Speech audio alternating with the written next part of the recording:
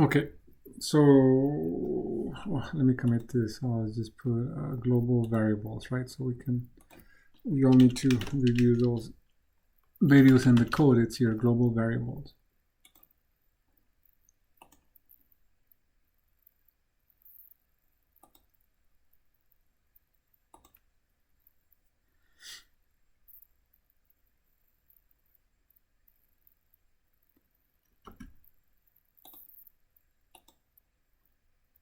Okay, let's go to value return functions.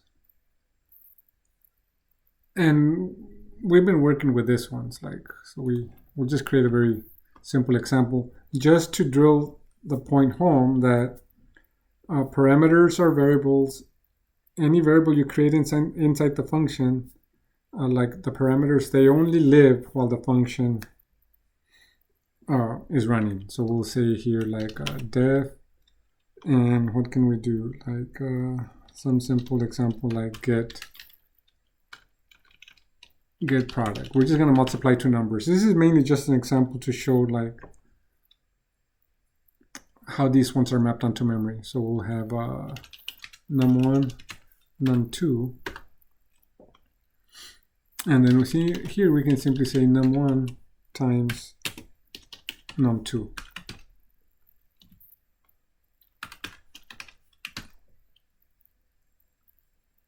Okay. And let's use this one in main. So we're like, no test case, right? We're just trying to understand how they're mapped onto memory. So we go here, main, and we can eliminate all of this piece here. So we're void, actually not void functions. Now we want to import value return functions.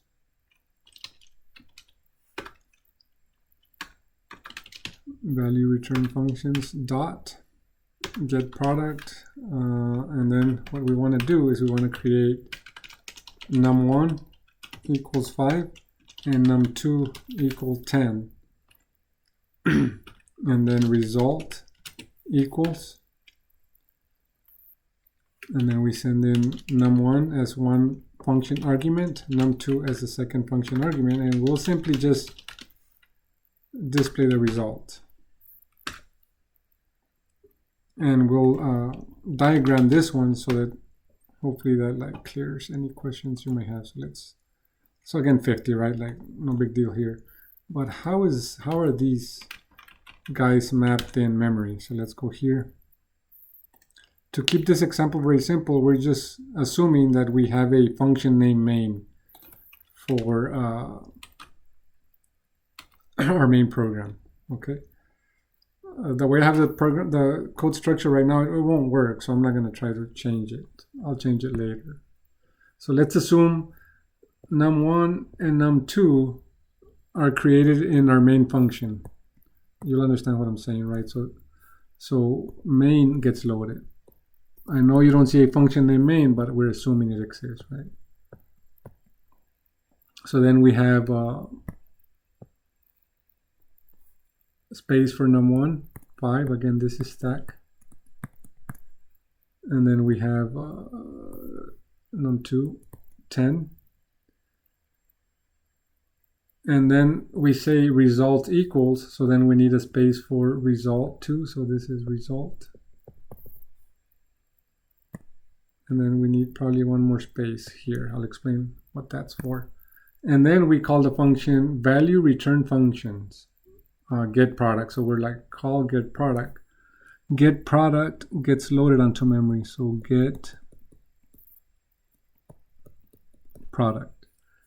It gets its own block of memory. So it'll get some memory.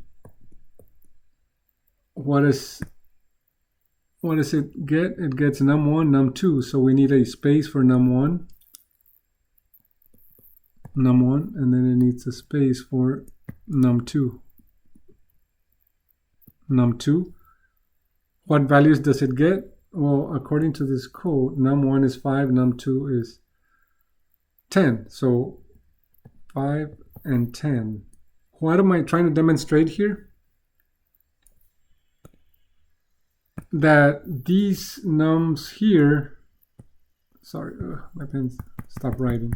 These values here are not the same as these values here. The parameters, they're two different ones. So if you notice here, doesn't know what happened here. One of my keys got stuck. Okay, so we have one value for val1, another value for val2, two different variables. There's a third variable, num1, and a fourth one, num2, right? So let's not get confused that if we have num1, num2, and then we send in num1, num2, somehow it's only two variables. No, it's four variables. Num1, num2, and then if we go to the function, we have num1, num2, so four variables. Why four variables? Because parameters are, in essence, variables, right? So notice here we have num1 and num2, so we have 510, 510, completely different, okay? So then we have a variable result, so result gets 5 times 10, right? So whenever we return a value in a function, there's a special block of memory that's saved for the return value, assuming it was this one, right? So this block of memory holds the return value 50. And right before this function is eliminated from memory, this 50 is sent over, remember this is a result variable, to the result variable 50. And that's how it sends like the message to the function, hey, 50, I'm dying, right? Then it's removed from memory. So in the C++ course that I teach, like I go more into details about code and memory. This is as far as we'll go in this class. And I will not ask you questions about diagrams, but I will ask you questions like this. Like, let me go here. I'll have this code here. Like maybe I'll put this function like right here, and then I'll say, is num1, num2 the same as this num1, num2? And the answer is no, they are different, right? So please make sure you understand that. The same for globals, right? I'll put some code and I'll ask you are we using globals or are we using local function variables? This will help you like in any programming language if you understand a function scope, how they work and how global scope works, and you won't be like tripping over like inconsistent results in your programs. So, questions? Yes, so what's make those values, value 1, value 2 different than the parameter 1, 2 is because the location or? Yeah, like this one's, in essence, and this one's, we can say they're globals, right? But usually like in programs, we have like a main function, right? So, oops, what happened? This one. So that's why I said num1, num2, they're loaded here. They're different, right? Assuming we had a function named main. What am I saying? I can't write the code here because then it won't work, right? But this is what I'm saying, that we had def main, and this is one function, and then we had the code here, right? But the way I have the code structured in the code space, this won't work. But that's what I'm saying, like assuming this was the case, then main gets loaded, num1 gets a block of memory, num2 gets a block of memory. Where does it get a block of memory? In the memory that's assigned to main. So we go back here. Main gets this memory here. So num1, num2. And then we call get product. It's a completely different function. We send in the values. But what happens? What happens when we say get product num1, num2?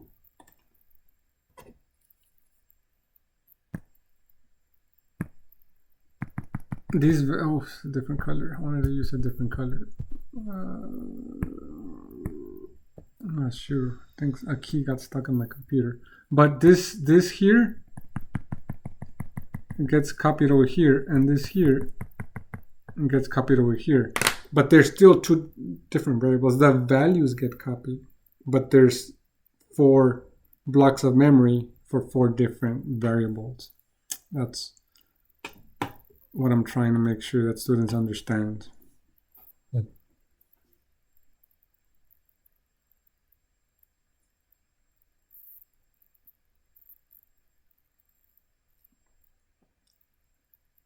So I think so that I can run it, I think I can move this over here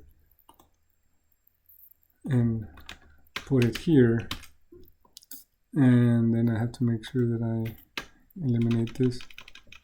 That'll make the example easier to understand, I'm thinking. So we do value return dot main, right? So now there's that main function that I was talking about. So we run it.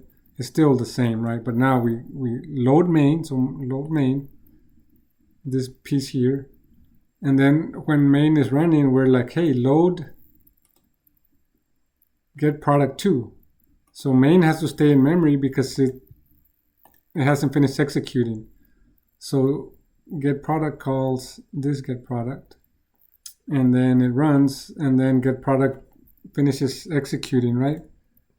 So it's removed from memory here, and then this one's removed. That's when our program closes and finishes. Point being is read the code, and if there's 2 different functions with the same variable names, then you can conclude, oh, there's different variables. I better not get confused that they're the same variables. What if I want them to be the same variables? Then remember that global keyword, right? The global keyword. And you have to use the same syntax I used to use globals, meaning you have to declare that variable outside any functions, and then in essence, that's a global variable. Here, all of them are declared within functions, so this is a local function variable, parameters, which in essence are function variables too.